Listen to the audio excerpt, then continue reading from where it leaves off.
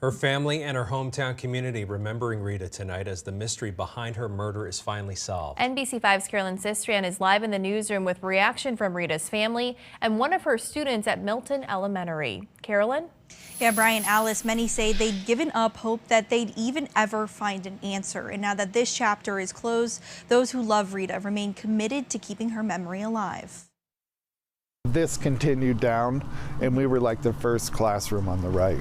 Jim Robar hasn't been back to Milton Elementary School in nearly 5 decades, but he never forgets where he met his favorite teacher, Miss Curran. Yep, she definitely was a teacher.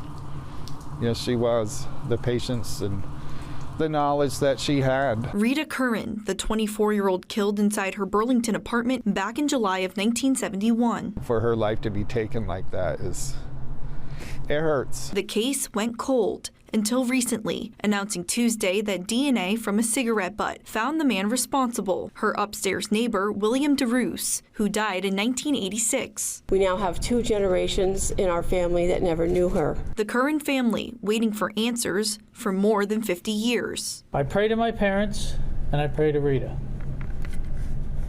My wife Nancy tells me we will get through this. We are Curran strong. Back in Milton, Jim Robar still remembers being right here with Miss Curran. We actually did a play the year that I had her. I forgot what the play was about, but I remember me being a dancing clown holding a teddy bear. And more than 5 decades later, she continues to live on in his life. She told me that I could keep the teddy bear. It was a brand new teddy bear, and I still have the teddy bear. Robar says he'll never forget Rita Curran and is thankful her family and this community got closure. Robar also added that there used to be a tree planted in Rita's honor at the elementary school. We looked for it tonight, but we couldn't see if it was still there. And Carolyn, we saw a lot of reaction on social media from community members, even former members of the Burlington Police Department. Yeah, Alice, many took to social media to congratulate and thank BPD for not giving up on this case, including some of those former officers. This is one of those cases where I regretted that I couldn't find the killer with these very hardworking detectives. But I'm so proud that the Burlington Police Department kept it going.